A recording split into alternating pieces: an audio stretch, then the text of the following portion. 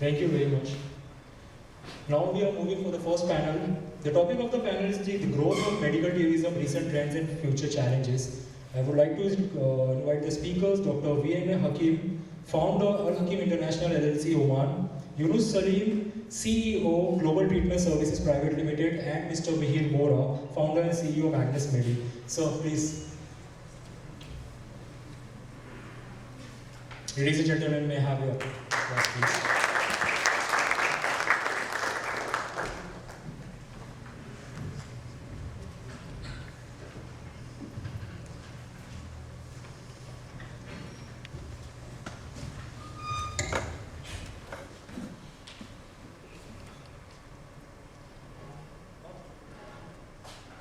Hello. Good morning, everyone. Apologies for the delays that have happened. Thank you, Farooq, for inviting us on the discussions on the medical tourism. We are taking the topic for today is the growth of medical tourism, recent trends and future challenges. I hope everyone is aware on the medical tourism where I met a lot of people who was just starting on the medical tourism, so they might have some worries, some discussions on the medical tourism where we can discuss it on the future. Before that, I would like to thank Dr. Hakkim, founder Al Hakkim International LLC in Oman. Oman is one of the biggest sector, biggest market for India as medical tourism, and he's been trusting Indian healthcare. So we thank you for trusting us. Mr. Yunus Saleem, CEO of Global Treatment Services Private Limited, one of a very good and aggressive founder for medical tourism services. He's been doing a lot of activities in the Gulf and Africa, which I am aware of, and assisting a lot of patients with the quality service and the compassionate care. I myself, I am a Mihir Vora, founder and CEO of Magnus, Medi, where we assist patients from Africa and Bangladesh coming over to India for medical treatment. So when we discuss on the growth of medical tourism and the recent trends and national current future challenges, we would like to start with Dr. Hakkim on saying what he is perceiving on the growth of medical tourism in organized and unorganized way. Please. Thank you so much. Dear friends, ladies and gentlemen, as introduced, I come from Oman. I'm based in Muscat. Basically, I'm an Indian national, but I'm in Oman for the last 25 years. I organized and registered a company, Al Hakkim International, mainly to take care of the medical tourism part of it. I'll just go over there and talk to them for a minute.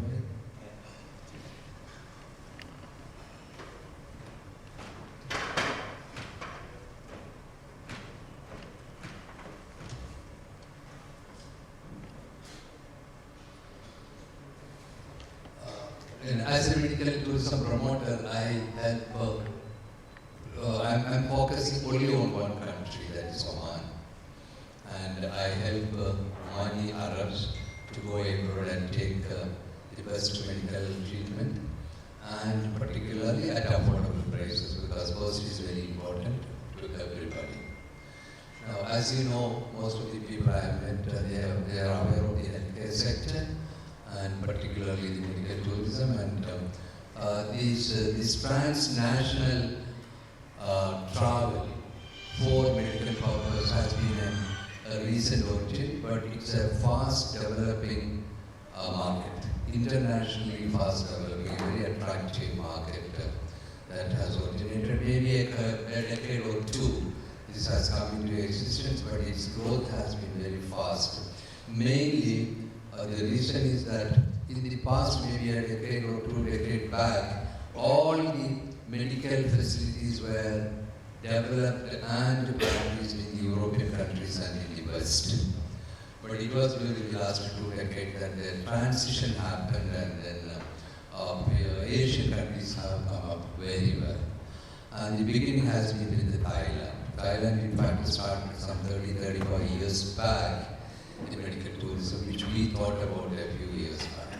But they went in a big way and established the medical tourism. Along with the tourism as a country, tourism has been promoted in a big way in Thailand, but parallelly, medical tourism also, due to the establishment of a few hospitals, particularly the American hospitals in Thailand, in Bangkok. But later on, what happened was the medical practice as such was very limited, and doctors going to European countries where the travel pattern was highly restricted, and so the Indian doctors and the Asian doctors had very limited chance to get the most modern technology expertise, and even the technology was not available readily. But Asian countries during the last few years have often liberalized their attitude towards investment, and travel facilities were enhanced. As a result of that, a large number of doctors and businessmen started going abroad, especially Europe and the West, Europe and America, and brought back to the Asian countries the expertise which they have been offering to the rest of the world, and the most modern equipment. Now the transition has been complete. We, the Asian countries, do have equal or even better facilities, equipments and technology, and most modern treatment methods available in the Asian countries, including India. And within these Asian countries, that I would again stress that Thailand is the leading one, and every country look forward. When it comes to medical tourism, Thailand is the number one in the world. But a recent trend is that Malaysia is coming forward in a big way because the government is encouraging them in a massive way, and private sector investment, especially the American investment and Chinese investment, is making that country flourish in business in medical services. And then India is definitely not an exception, because during the last 15-20 years, the major change has been happening. What I'm saying is that as an outsider, this is viewed from another country. I was seeing all these things from Oman, what is happening in India. And it is in the recent past that the government has taken up medical tourism as an important sector to develop, and it is in fact the importance has been given, and it is very reasonable, and it has been wanted for a long time. Now the private sector is very well established, and in almost every city of India, we have most modern hospitals. Proudly, I am able to present these hospital names and its profile and its backup and expertise. Even there are centers of excellence in everywhere in India, right from Delhi up to Toronto. You have exceptionally good hospitals, comparable with that of Europe. I am sending patients to Europe also, I have hospitals there. But comparable, or even some cases, expertise is far better. Those kind of hospitals we have in India. Now, this growth has been, it is estimated that we have about 18% growth during the last few years. India was witnessing about 18% growth in the medical tourism industry, which is very high compared to other countries. And this growth pattern will increase. In fact, this 18 will go up to 20 or even 22 by 2021, that is the estimate. And the market share is around 9 billion, that is estimated by 2020. So we in the medical sector, the medical service sector, has a big role to play to share a part of this growth and a big amount. Now I will give you an oversight of how medical tourism in India is perceived from a foreign country. That is my experience. I will tell you a few points. One is that medical visa. Until recently, it has been very difficult to come to India, especially from many countries it was very difficult, except for Europeans, and the Middle East people had difficulties, but the government has come up with a lot of liberalization policy. The first policy that was implemented is e-medical visa. Online medical visa. So the Middle East people are very much used to online processes very much, and so our old process situation has changed with the e-medical, and that has been a big boost among the people there. And even there was some restriction that the patient should travel only on a medical visa. And a tourist cannot come, a tourist person from Middle East, he cannot come and get a medical treatment. That has been a restriction. But in 2019, government liberalized even that also and removed that clause.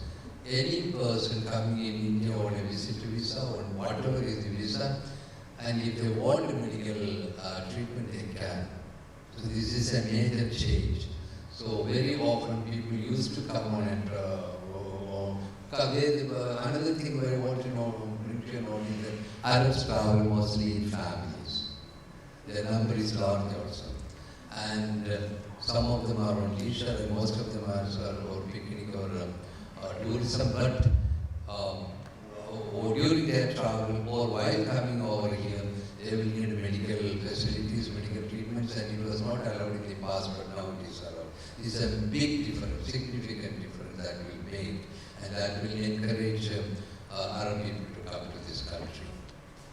And then the other thing I perceive from outside is that we have top class hospitals, as I mentioned to you, everywhere in our country, from Delhi up to Toronto, branded, reputed, excellently established hospitals are there. Facilities are superb, centers of excellence in many areas are available, and that really attracts people. It is now well known among the Arabs that India is a major destination for medical treatment. The other aspect that I have noticed is competent doctors. So as I told you, mentioned to you before, Indian doctors it was extremely difficult in the past to go anybody to go abroad and get expertise and talents acquired from the European and Western countries. But there is now that all countries have been accepting professionals for their higher training and for their practice. Now, a huge number of doctors have been working in or getting trained in Europe and have been working there, and they started coming back during the last few years. And they have been a great asset to the growth and reputation of the Indian medical industry. The senior doctors who have been practicing there, and they have added a lot of value to our medical services. And it is perceived as a big reputation for India. Another factor that I have noticed is that India and everywhere we talk English. A little bit of English, right from the labor people at the airport up to the senior most doctors or consultants. English is a known language and is a very important, very supportive. And also I have noticed that most of the hospitals have Arabic translators. In addition, they are provided, and in many cases it is a boost to the incoming patients, and they talk when they go back that India has such facilities, and that adds a lot of value to our medical service offering to Middle East people. And a very important factor I have to mention is that the cost is very sensitive. Cost is very sensitive to everybody, especially now because of the economic crisis globally affecting everywhere. People are becoming more and more conscious about the cost, and India is a great attraction for cost effectiveness. In fact, in some of the procedures, very popular everywhere, the Indian cost is almost 50% of Europe and less than that of Thailand. And more or less similar to Malaysia. And there are two other countries now coming forward in a big way, is Turkey and Iran. So we are competitive with almost all these countries.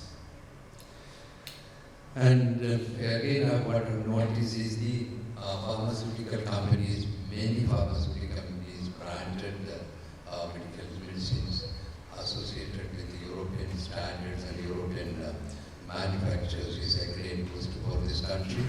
And medicines, again, medicines are cheaper than any other part of the world. I have also noticed in the hospitals that I have visited that our hospitals, Indian hospitals, are no more just hospitals, they are luxury hotels like. That is very important, especially to attract Arabs. They are in the lap of luxury and high quality living standards, and they are used to that. And India was one time looked as the place where a lot of workers and they get employees, workers and laborers and all kinds of people from India. And from that there is a sort of social stigma attached to that. And that has changed and it is changing now that we have excellent tourist places and resorts as well as highly luxurious hospitals. It is very important actually. They are not, a hospital is not for luxury, but if you want to attract foreign nationals, then it has to be for quality as well, and then we have it, India has that. Another factor that I have noticed is that the waiting period in India is much less than any other country. Whenever I just ask for an appointment of a senior consultant, an expert or a surgeon, very easily we are getting that, and that is a very important factor. Very often I am able to direct patients to India, and similar offers coming from other countries. India gets the patient because the waiting period is less. And the time, especially the medical tourism by itself, is necessitated by the patient to go abroad for immediate relief of their misery. And so time, the limited time that India takes is critically important, and very often people come here because of that. And then another important feature which India alone can offer in medical tourism is that we have alternative medicine, especially a combination of Ayurveda, naturopathy and yoga. These are three important elements that is getting widely accepted around the world, and it is very much known in Europe, but now among Arabs also it is getting a good reputation and attraction, and I have seen people looking for that, especially when it is the Arab population generally you can say that around 50% of the population is above 60 years. So at least there, that this is very important. Non-invasive procedures and treatments are becoming more and more important. That is where India is able to offer our alternative medicine like Ayurveda, naturopathy, and yoga. Also, I wish to add one more point. See, learning from us, now that I have seen Thailand, spreading this Ayurveda treatment in a big way. They are extremely good and they are very well established in modern medicine, but they have taken our Indian Ayurveda and blended to the most modern technology, technology and equipments in their modern medicine practices, blended together and promoting and offering to the patients in a different way. A different service model they have developed, taking Indian Ayurveda as a part of their treatment. So it is very important that we have not even gone to that extent. For us, Ayurveda is still Ayurveda, and modern medicine is modern medicine. but they have gone to the extent that they invented and produced a different product, and that has become more attractive to public, especially among the Europeans. And with all these words, I think I have taken more time, and you see,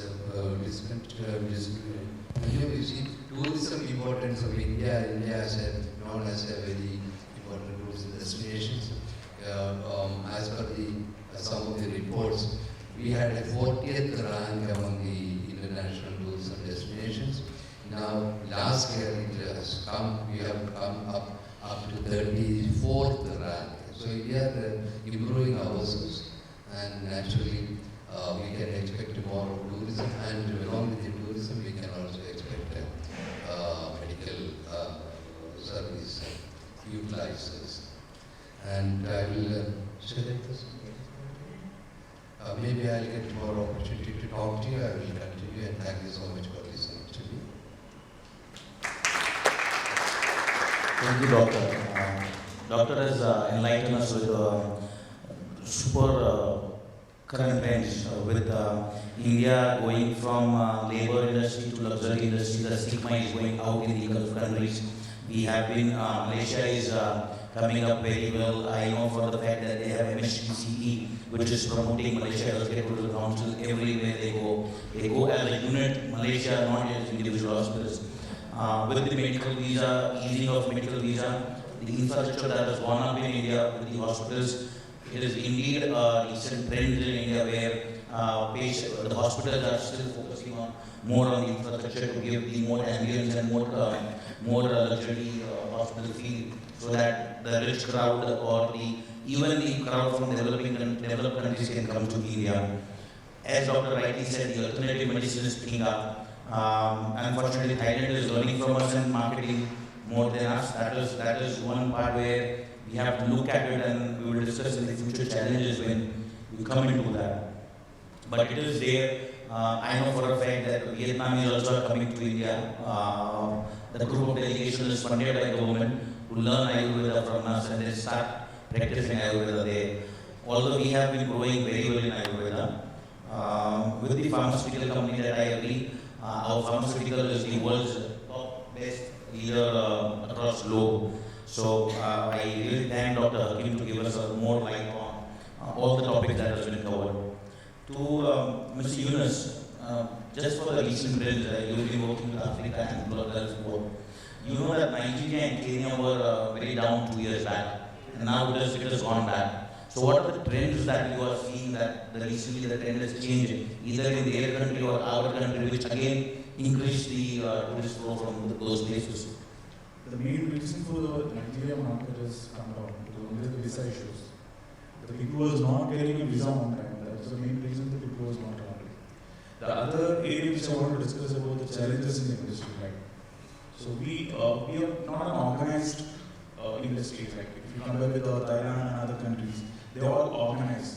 So the regulations is very strong. So we are active with the regulations. If you talk about the regulation, we don't have any regulation in the industries. Starting from the, for the people who are working and the hospitals, we have, if you talk about, the recently we started with the NABS accreditation for the medical tourism company, the first step the government has taken. And there are a lot of unknown players. Because of the unknown players, patients are misguided. The people who are working, properly, there are those, our name also getting spoiled. So one of the one of the patients arrive from the airport itself, there will be a lot of drivers and all things. They will tell that this is the hospital, they will take to the other hospital. And the people come with a lot of expectation, and they are not getting the good treatment. So government is looking at something like coming with this proper regulation where we can regulate the industry.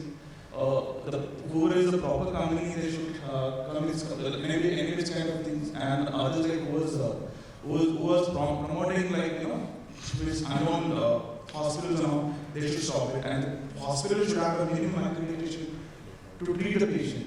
And other things which I want to discuss about the visa things like the other country, whatever Hakkim sir has discussed about the other countries like Iran and Turkey market is a competition for us. The main reason the people are going there is one of the reason of the visa. Visa they issued as a free visa for everyone who want to travel to Iran or Turkey. the price is almost similar to Indian price. They can freely go. There is no visa fees for that. So my suggestion is government look into like instead of taking a free 35 riyal or 7,000 rupees as a visa charge, they should give a free visa. Instead of that, they should add some tax in this international bill. So that is a way they can segregate sectors and the sector can give more benefit. Like if there is a proper tax law is coming out, the government will give like more fund for this because we were trying for getting a fund for road shows and everything. So, probably they are not steady. There is no body to regulate the industries and give some fund for road shows and that kind of support. That we are lacking. So, as you rightly said, the visa issues are there. The government is trying to put efforts on easing the visa, where they came from e-visa. Even after that, I agree with Mr. Saleem that there is some issues with e-visa which caused Nigeria and Kenya to go with a little less number of people to come in. But now it is again going back. Even with the Gulf countries, Omanis used to go to Thailand much easier because there was a free visa on arrival, or even if it is not free visa on arrival was there. Our country has a little more stigma towards giving visa on arrival, which government has their own restrictions and own decisions to make, and they have their own reasons to deny the visa on arrival. But they are working on it. I will tell you, Yunus. As you are also an MBH and I am also an MBH, we know how much the quality is been placed as a major concern or major criteria for an MBH from the government. This was started in 2017. I know the first two was from Mumbai. Dr. Ahmed is coming, he's first, I was second. And then again you apply, and there are many people who have gone through the MBH now. And there the government is encouraging to make more MBH so that we make this, the whole industry is organized one. Also, it is a long way, and I agree that it is a future challenge where we have to look at it. The another, while you were discussing the challenges, I would ask Dr. Hakkim on this. That there is a slightly increase in the thinking of the hospitals that we will do surgical camp there. Let us send you the doctors. Let us send you the doctors, and we want to do surgical camps in your country. Two sides of it. One, you are reducing the Indian medical tourism in a certain way. Other side of it is you are training them to make them self-sufficient, which is a good ethical way to train if it is a government associated. But nowadays it is a private to private associated with the concern of making revenues rather than you getting patients here then captured by another hospital or another facilitator or another tout. Better we go there and we operate there itself. Is this the right way that you look forward to? We cannot say right or wrong, but this is happening. There are two things. One is that the Middle East countries are imposing new rule regulations that everybody cannot, any consultants and experts just cannot go over there to that country and do procedures there. There are regulations now being imposed. In Oman, particularly, I can tell you, the consultant doctor should have minimum 15 years of experience. He will be a postgraduate in the line, and should have now. Before it used to be temporary visa for a month, and he can go and then do that. Now that they should have a license for 2 years and should be attached to a hospital which has sufficient facilities for that doctor to practice that specialty. So things are getting difficult and not easy. So this flow of doctors, experts going abroad, especially to Middle East, and getting their practice, their own procedure is getting controlled and regulated. So the number will decrease. That's one thing. And now the alternative is that these kind of doctors can really, first thing is that they should know that we have Indians, India has this kind of expert doctors. The other way is they can go over there and conduct this OPD. Attached to a hospital, they do OPD, and the doctor-patient relationship is established, and the patient knows who they are, and bring the patients over here and perform. So this is India India get the earning as well as the dollar earning and added reputation by seeing the facilities or by these people coming. And I don't say malpractices, but anybody can go and perform will be controlled. Now, regarding the point that Mr. Yunus has been making, there is one more thing I want to add. In countries like Thailand, Malaysia, our competitors, main competitors, Turkey and Iran, the restrictions on visa is getting more and more liberalized than at a speed which India is doing. For example, recently, any Arab, especially the GCC country, Arabs are allowed to fly to those country and get a visa at the point of entry. So they need not even online apply also. So which eases their travel. At within a short time they can take a decision and fly. But when it comes to India, they have to go through at least one e-visa and get it sanctioned and take a printout and show it to the airport. This has to be there. For an Arab, and especially if he's in misery or if he's a luxury person, then he will not wait for that. The nature of the Arabs, impatience is there. And when it is patient, they are more impatient also. I agree to the team on this, but I'm sure government has their own reasons, and the Indian government is trying to improvise on the visa on arrivals. This was the recommendation given by one of the committee that said to put forward to the Indian government on the healthcare medical tourism space to give visa on arrivals. They have their own reasons because of some of the issues that happened earlier, which is what is protecting them. But I'm sure it will again go to the right concerned authorities through the JHMDC. Now, Dr. Yunus, I would still like you to answer on the touts. That's what we call in the industry as tout, which is including the unorganized medical tourism. More than unorganized medical tourism, we fear that the patient should not be mistreated. What are the challenges that you see that it could be, what are the remedies that you see done from the hospital perspective to reduce that? One is whatever practice we are doing. Now the hospital any hospital can issue a visa letter and the patient can apply for a visa. So there is no value for the visa invitation, proper value is not. If one hospital issued, embassy will get 5 hospital visa invitation for one patient. Because they will be coordinating with different people. So my suggestion is if they issue one visa, one hospital, they should go and the hospital should issue the visa only in the reputed hospital. Because they are expecting a lot of things and they come all the way to here. They should get treated with the proper hospital. There is a lot of unauthorized treatments are there. So which is not accredited by any of the bodies. It is not under allopathy, it is not under Ayush. That kind of treatments are promoted, because we get a lot of calls.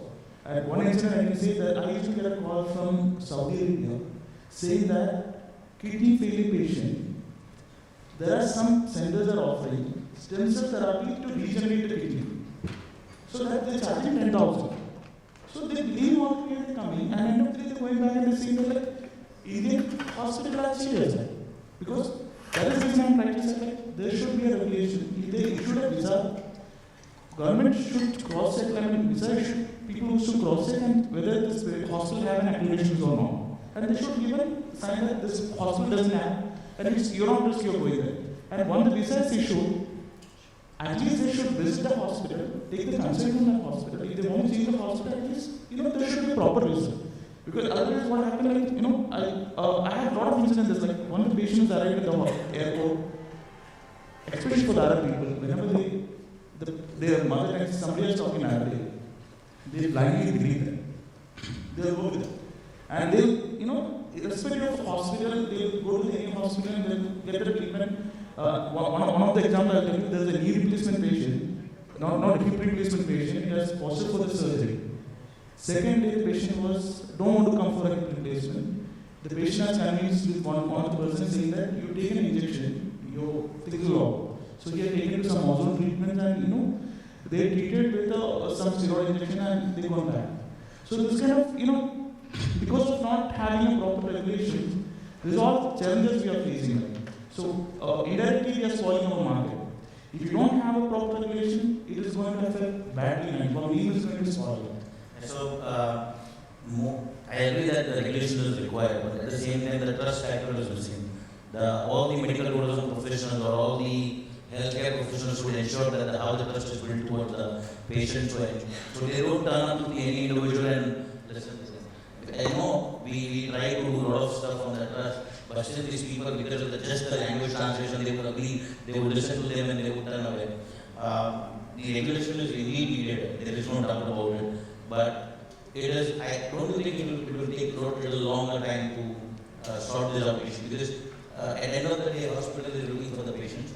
The patient is looking for some affordable or something to avoid the treatment, which is fact. I mean, as a patient, they are looking for something to avoid the fact. Someone tells you that this treatment will not be required, they will listen to that. And there, rather than regulation, I think the awareness is missing, which should be increased. Don't you think so? Awareness, we used to do a lot of CMEs and all things in the national market, but the people who was coming from it is not highly educated people. They are from the rural areas. So we do the CMEs and all in the main city. But the people who are coming, the medical tourism value is like the people don't have the facility, they are traveling. So this we will not be able to give awareness for these people. It's only government can regularize. It has to be from the starting of the visa applied. Government should direct it. They should give a reply saying that to the embassy saying that this hospital is not accredited, or it is not a proper treatment if you are going. So it should take an advice from there should be something like THCs kind of things like Turkey have all the funded, the government is funding a lot of money for promoting the healthcare throughout the world. So any international event, THC's presence is there. So we don't have any booty like that. We have SCBC and FICI is organized a lot of things, but we don't have medical tourism aspect, there's nothing is there. So we should come up with something like that. Which I agree on. So moving forward, please add. Regarding the regulating medical tourism facilitators. We are also getting a lot of stories when some patients we are sending at the airport, some people interfere and they try to divert and then take them to some places which was not desirable. These things are all a lot of stories we hear. I mean, I don't know how to regulate that, but two points I wish to mention is that is it possible that every hospital who expects or who encourage foreign nationals to come, they can approve, identify and approve and control these facilitators? Only their recognized facilitators will be allowed to bring in patients, so that they have, everybody cannot just misuse a hospital facility. One. And if it's but it will be against their interest, because any facilitator will bring those patient, they cannot delay it because they want patients. You have your own answers. Yes. So it may not be desirable, but for the reputation of the good hospitals, if they want to continue their respect and reputation, they don't accept this kind of anybody bringing any patient can be controlled or at least regulated. One thing. Yes. The second thing is, again, if it is not possible, government can interfere. Like, for example, if I know correctly, there are tourist guides with the parties. Yes. And they are allowed to practice or take certain areas and tourist spots and things like that. So government can interfere and regulate, identify, and even they can be given small classes, train the people and give them badges that these people are allowed to operate on these badges in certain localities and with certain hospitals. This is the government measure, they should come in and do that. That is where the government has started with the NMH. But once the NMH has more number, they will regulate them. They would want them to, all the facilitators to regulate and come under the NMH accreditations. So to sum up, to moving forward to the next session later on, we will sum up that although the government, the Indian government is facing challenges with the other countries growing up like Thailand and Malaysia, we have increasingly tout and the dollar issues there, surgical cameras there. Even after that, as doctor said, that the stigma has changed. India has rise. India has been at the top of the medical tourism destination across the globe. With more increase in looking for more affordable treatment, people are now moving to India as the first option rather than the second and third option. Although yes, we are still 34th position where Dr. Hakkim has said we would surely climb up the ladder much faster. We would need people like Dr. Hakkim, people like Dr. Yunus to make sure that the government and the people across the globe hail India as one of the best medical tourism destination. And the hospitals and the government and the facilitators and all the stakeholders within the industry have their own responsibilities to deal with, and which they should act upon it. So this is where we say that the Indian medical tourism is growing at like Dr. said, 18% year on year, which is a good heavy margin, and we expect this to continue for the next 5 to 10 years. So any questions from the yeah. Hold on. Can anyone give the mic, please?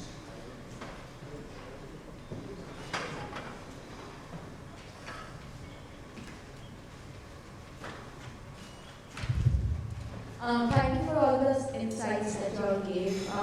Considering we work very closely with the Gulf and the Abu Dhabi health authorities, I'm actually very happy that you all brought out the topic on the clouds, because the unorganized sector is crazy. And I think along with the NABH, I think the airport authorities, they could do something along with the NABH, because even though the NABH will aggregate a lot of other things, the airport authorities don't support the NABH. These clouds will get be around the airports or the Lava Causeway area or the main tourist areas where you will find the main Arabs or other tourists who come down for not only tourism but medical tourism. So I think if we can form a committee wherein we do a session with the key people in the authorities, I think that would be great. Can I answer? Yeah. So we are already doing that. There is a government, Incredible India is also planning something at the central level to ensure we have some counter on the airport from when the patient comes in, he has to show which hospital is going in, whether it is NABH accredited or no, whether the partner is NABH accredited or no, or whether it is organized partner or no. So it is not necessarily that NABH is an organized partner, non-NABH are also organized partner, but the government has to list them all. The process is on. It might take time. The unorganized medical tourism is probably 20 years old, and the organized is like 7 years old. So it is going to take time. The unorganized players are getting into organized player, which is also a good deal. You can't tell them as out if they are not giving a fake treatment or illegal stuff. They just need to be given an option or training to become organized player, which is happening from certain hospital, which you and me might disagree or agree is a another point. The hospital's perspective is different, your perspective is different, my perspective is different, and the patient's perspective is different. So this is taking place already. May I ask a next question? Yeah, please. So there are times when you find these clouds outside the airport as by Medi has explained. If we could have so I come from a visa background, that's why I'm suggesting this. If you could have within the airport, a counter that medical visas, could be screened. Like tourists can go to a different counter, the medical tourism people. You already have that. Yeah. We have 78 to 81 counters in the Mumbai I airport, want which is to bring something else over. So there, if they can, see that this person is coming for an NBH or application, then I think we can eliminate the doubts on details. They should screen them. yeah. That is what the India Incredible has proposed to GDK. It is not yet confirmed, it is not yet approved, but the government is trying to do this either at the NTS level or at India Incredible tourism perspective. On the health ministry is involved at the moment, but something is happening. Maybe Dr. Mihir is here who would answer in the next session, who he knows better than me. So he would have, this is happening from the government perspective where right apart from the medical visa, once you come out of the medical visa, they would have a certain counter where they will screen the patient, whether it's going to the right hospital, whether it's going through the certain organized player or not. So everyone would be registered on the border. They would say that okay, this is okay with them. And whether they are going to the same hospital where they got the visa invitation letter or they are going to another hospital. It is specifically for transplants you have to obtain NOC if you go to the another hospital.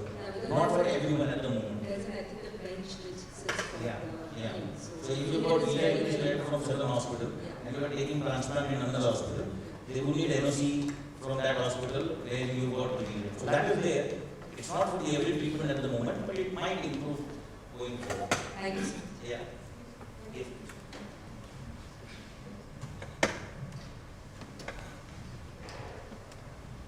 A very good morning. I'm Dr. Meenakshi. It was nice to listen to an enlightening session. My question is, like we've been talking about hospitals and all other operative procedures, but in case of autoimmune disorders, where modern medicine has a limited scope, or like PCOD, or we have androgenic alopecia, if we take this spectrum of diseases, alternative medicines does have a very good scope. Like I would say, I practice homeopathy, and I integrate mental therapies with all these things, and we've got wonderful results. So how would we take this ahead to reach a larger mass? So whatever the points I made, it is not, it's not only for the allopathy.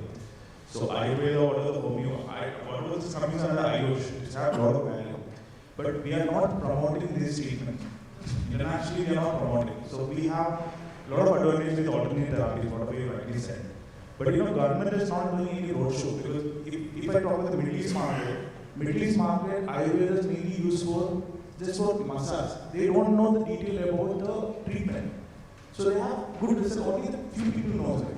So medical tourism itself, if the people understood it's only the Ayurveda massage, even I have this kind of challenge. You have this kind of challenge, right? Yeah. So patient itself is like, when we talk about the medical tourism, they say like, it's only for Ayurveda.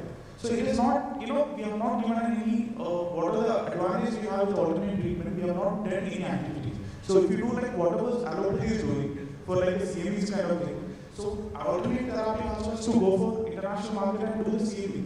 To showcase the case studies, we are good with this, then only will come.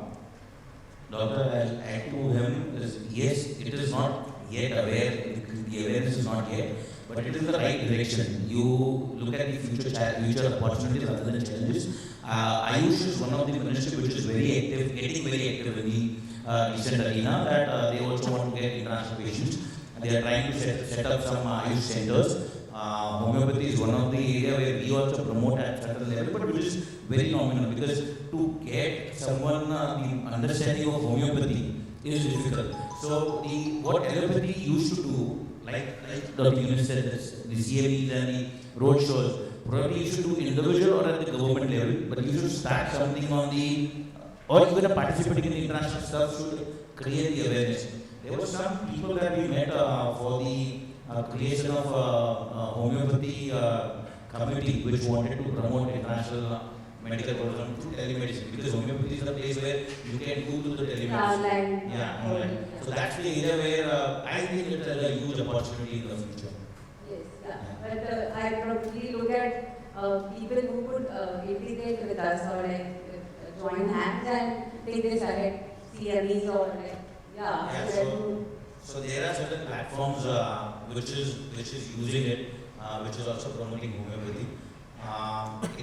It is a little slow to promote the homeopathy initially, but yes, there are. We will discuss it. I mean, we are also one of them that who promote homeopathy. Thank you so much. Anyone else? Yes, I would like to. I'll add a point to you. See, alternate medicines. Now, Ayurveda is somewhat known to the Arabs, in the Middle East at least. But as he said, it's known as a massage center. I mean, unhealthy practices are not allowed there, it's under strict control. But still, it's just what we call the rejuvenation massage. That's the only thing they know, but they don't know more than nothing more than that. But wherever people have come to India and took the practice, the treatment, they have a great opinion about that, and they spread the news among their people, and that is how by word of mouth it is done. But more aggressive or active promotions can be done. And one way is that to establish this kind of alternate medicine centers in the in Far East, in the Middle East, for which that we are also the Indian institutions, exceptional expert institutions should take an initiative, go over there, establish, and that name should will establish in the population there, and that will add value to our traditional system. Yeah, I'm sure, sir. Particularly the homeopathy is very much not known. There are recently Ministry of Health have approved homeopathy as a stream of practice, but not many people have established that. It has to be, the initiative has to come from the practitioners here. Another example I can say is that the Government of India has introduced the international yoga and a yoga day. Now last time in Oman I have witnessed 7,000 people have participated on that day for an hour's practice of yoga, led by the ambassador. And last year it was 3,000 and this year it was 6,000. So when you promote, especially the embassy can do a big job, people here can take up with the embassy, the government and take up through the embassies to promote these things. It will get a big value established here. Thank you, sir. Thank you, Dr. Hakkim. Thank you, Mr. Yunus. We end the session 1. Thank you for your questions and answers. Right.